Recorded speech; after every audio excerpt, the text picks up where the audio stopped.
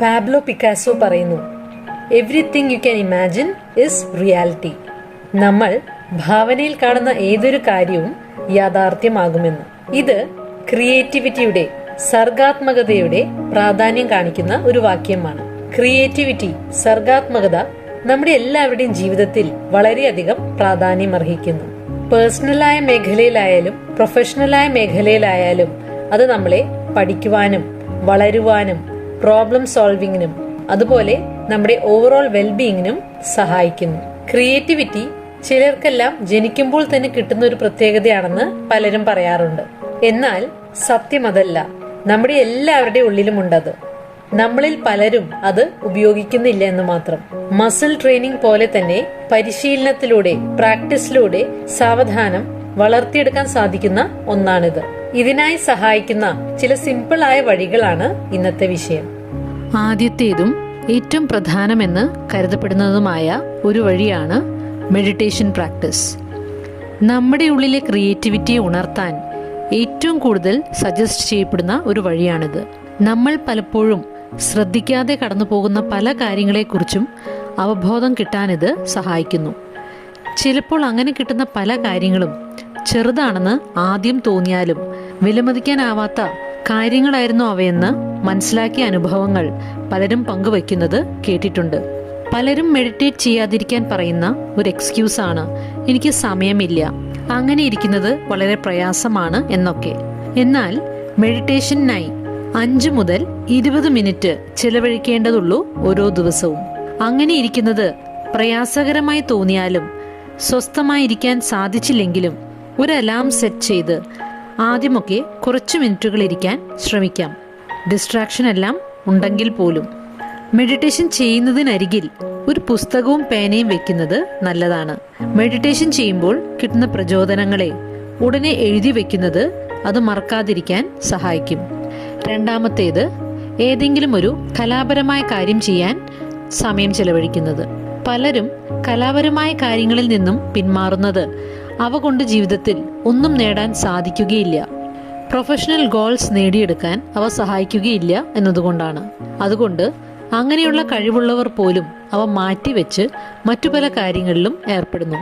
എന്നാൽ ഇങ്ങനെയുള്ള കാര്യങ്ങൾ എഴുത്തോ പാടുന്നതോ പെയിന്റിങ്ങോ ഏതു തന്നെ ആയാലും അവയിൽ ഒരു പ്രത്യേക ലക്ഷ്യമൊന്നുമില്ലാതെ അല്പം സമയം ഏർപ്പെടുന്നത് നമ്മളിൽ തുറവിയും ക്യൂരിയോസിറ്റിയും ഉണർത്തുവാനും നമ്മുടെ തലച്ചോറിലെ വെൽബീയിങ്ങും പോസിറ്റിവിറ്റിയും സഹാനുഭൂതിയുമായി ബന്ധമുള്ള തലച്ചോറിന്റെ ഭാഗങ്ങളെ ഉണർത്തുവാനും നമ്മളിൽ ക്രിയേറ്റിവിറ്റി ഉണർത്തുവാനും കാരണമാകുന്നു. മൂന്നാമതായി, പ്രകൃതിയുമായി സമയം ചെലവഴിക്കുന്നത്. കുറച്ച് സമയം നേച്ചറുമായി, പ്രകൃതിയുമായി ചിലവഴിക്കുന്നത് നമ്മളിൽ ഊർജ്ജസ്വലതയും ഒരു ഇൻഫിനിറ്റി ഫീലിംഗും ഉണ്ടാക്കുവാൻ കാരണമാകുന്നു. ഇത് നമുക്ക് നമ്മുടെ വികാരങ്ങളെക്കുറിച്ചും ചിന്തകളെക്കുറിച്ചും ഒരു ക്ലാരിറ്റി കിട്ടുവാനും നമ്മുടെ ക്രിയേറ്റീവ് സൈഡിനെ ആക്ടിവേറ്റ് ചെയ്യുവാനും സഹായിക്കുന്നു. പരിചിതമായൊരു സ്ഥലത്ത് മറ്റു കാര്യങ്ങളിൽ ഒന്നും ഏർപ്പെടാതെ ഒറ്റയ്ക്കായിരിക്കുന്നതായിരിക്കും ഏറ്റവും ഗുണകരം. ഫോണോ മറ്റു ഡിസ്ട്രാക്ഷൻസോ കൂടെ ഉണ്ടാകാതിരിക്കാൻ പ്രത്യേകം ശ്രദ്ധിക്കുന്നത് നല്ലതാണ്. നാലാമത്തെ ഒരു വഴിയാണ് ജേർണലിംഗ്. രാവിലെ ഉണർന്ന ശേഷം ആദ്യത്തെ 30 മിനിറ്റ് എടുത്ത് 3 പേജുകൾ എടുത്ത് മനസ്സിൽ വരുന്ന കാര്യങ്ങൾ എഴുതുന്നത് ക്രിയേറ്റീവ് ഐഡിയാസ് ലഭിക്കാൻ വളരെ സഹായകരമാണെന്ന് ക്രിയേറ്റിവിറ്റി എക്സ്പേർട്ടായ ജൂലിയ കാമറൺ പറയുന്നു. എത്ര സില്ലിയായ കാര്യമാണെന്ന് തോന്നിയാലും നടക്കാത്ത കാര്യമാണെന്ന് തോന്നിയാലും അത് എഴുതാം. ഇങ്ങനെ എഴുതാൻ പരിശീലിക്കുന്നത് നമ്മുടെ തലച്ചോറിനെ പുതിയ ഐഡിയാസ് കൊണ്ടുവരുവാൻ ട്രെയിൻ ചെയ്യുന്നു. എഴുതാൻ സഹായകരമായ ചില പ്രോംപ്റ്റ്സ് കൊടുക്കുന്നതും ഗുണകരമാണ്. നമ്മളോട് തന്നെ ചില ചോദ്യങ്ങൾ ചോദിക്കാം, അതിന് ഉത്തരം എഴുതാൻ ശ്രമിക്കാം. ഉദാഹരണമായി, എനിക്ക് ജീവിതത്തിൽ നിന്നും എന്താണ് വേണ്ടത്?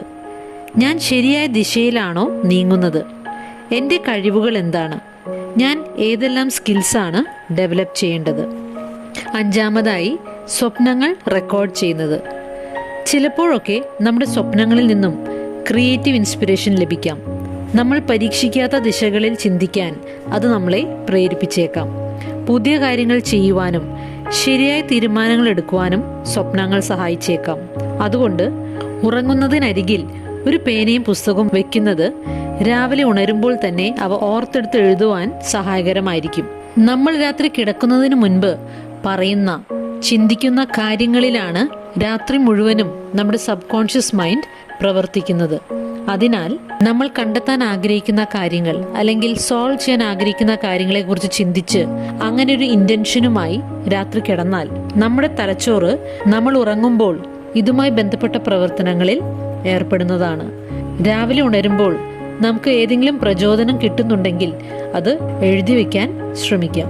6ാമതായി, പുതിയ കാര്യങ്ങൾ ട്രൈ ചെയ്യുന്നത്. പലപ്പോഴും നമ്മൾ സ്ഥിരമായി ദിവസവും ചെയ്യുന്ന കാര്യങ്ങൾ നമ്മളെ സ്റ്റക്കാക്കുകയും നമ്മളിലുള്ള ക്രിയേറ്റിവിറ്റി ഉപയോഗിക്കാതാകുവാൻ കാരണമാവുകയും ചെയ്യുന്നു. പുതിയ കാര്യങ്ങൾ ട്രൈ ചെയ്യുന്നത് ബോറാകാതിരിക്കാനും വളരുവാനും നല്ലൊരവസരമാണ്. കംഫർട്ട് സോണിന് പുറത്തുള്ള കാര്യങ്ങളും ഇങ്ങനെ ട്രൈ ചെയ്യാൻ ശ്രമിക്കാം. ചിലപ്പോൾ ഒരുപക്ഷെ നമ്മുടെ കരിയറുമായി യാതൊരു ബന്ധവുമില്ലാത്ത കാര്യങ്ങളാണ് നമ്മൾ ട്രൈ ചെയ്യുന്നതെങ്കിലും അതിൽ നിന്നും കിട്ടുന്ന ഉൾക്കാഴ്ചകൾ ചിലപ്പോൾ മറ്റു മേഖലകളിലും നമുക്ക് ഉപകാരമായെന്ന് വരാം. 7ാമതായി, ഡേ ഡ്രീമിങ്ങിനായി സമയം ചിലവഴിക്കുന്നത്. ഡേ ഡ്രീമിംഗ് നമ്മുടെ ഇന്നർ ക്രിയേറ്റിവിറ്റിയെ അൺലോക്ക് ചെയ്യാൻ നല്ലൊരു വഴിയാണ്. ബോറടിക്കുമ്പോൾ ഫോൺ എടുക്കുവാനോ മറ്റു പല എന്റർടൈൻമെന്റ്സിലും എൻഗേജ്ഡ് ആകുവാൻ പ്രേരണയുണ്ടാകുമ്പോഴും അതിനെ പെട്ടെന്ന് തടഞ്ഞ് മനസ്സിനെ അലഞ്ഞു തിരിയാൻ അനുവദിക്കുക. ഇത് ക്രിയേറ്റീവ് ഐഡിയാസ് ലഭിക്കുവാനും പല പ്രശ്നങ്ങൾക്കും സൊല്യൂഷൻ കണ്ടെത്തുവാനും സഹായിക്കുന്നു. ഇതുകൂടാതെ ഒറ്റയ്ക്ക് യാത്രകൾ പോകുന്നതും എൻജോയബിളായ കാര്യങ്ങളിൽ ഏർപ്പെടുന്നതും ക്രിയേറ്റിവിറ്റി വളർത്താൻ സഹായിക്കുന്നു.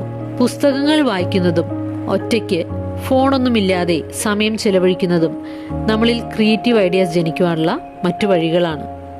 സർഗാത്മകത അത് ആവശ്യമുള്ള ജോലികൾക്ക് മാത്രം വേണ്ട ഒരു കാര്യമായി ഇന്നാരും കരുതുന്നില്ല. ഇന്ന് ബിസിനസ്സിൽ വളരെയധികം പ്രാധാന്യം അർഹിക്കുന്ന ഒരു സ്കില്ലാണിത്. ക്രിയേറ്റീവായ സ്കിൽസ് ഉള്ള ബിസിനസ് ലീഡേഴ്സിന് മാത്രമേ ഇന്ന് കൺവെൻഷനലായ രീതികളെ മറികടന്ന് ഇന്നോവേറ്റീവായ കാര്യങ്ങൾ ബിസിനസ്സിൽ കൊണ്ടുവന്ന് വലിയ മാറ്റങ്ങൾക്ക് കാരണമാകാൻ സാധിക്കുകയുള്ളൂ. ക്രിയേറ്റിവിറ്റി എല്ലാ മേഖലകളിലും ഇന്ന് ആവശ്യമാണ് വിജയം വരിക്കാനായി. ഒരു ക്രിയേറ്റീവായ മൈൻഡ് സെറ്റ് ഇന്നത്തെ കാലഘട്ടത്തിൽ ജീവിക്കാനും ചലഞ്ചസിനെ മറികടക്കാനും വളരെ ആവശ്യമാണ്. നമ്മുടെ ചുറ്റും കാണുന്ന ഏറ്റവും ഫേമസ് ആയ വ്യക്തികളല്ല ഏറ്റവും സ്മാർട്ടസ്റ്റ് ആയ ടാലന്റഡ് ആയ വ്യക്തികൾ എന്നത് ഒരു യാഥാർത്ഥ്യമാണ്. എന്നാൽ അവരെ മറ്റുള്ളവരിൽ നിന്നും വ്യത്യസ്തരാക്കുന്നത് അവരുടെ സർഗാത്മകതയെ ഏറ്റവും മികച്ച രീതിയിൽ ഉപയോഗിക്കാനുള്ള അവരുടെ കഴിവാണ്. ശരിയായ രീതിയിൽ അവരുടെ ജീവിതത്തിൽ അവയെ ചാനൽ ചെയ്യുവാനുള്ള കഴിവാണ്. നമുക്കും ഈ സ്കിൽസ് വളർത്തിയെടുക്കാൻ ശ്രമിക്കാം.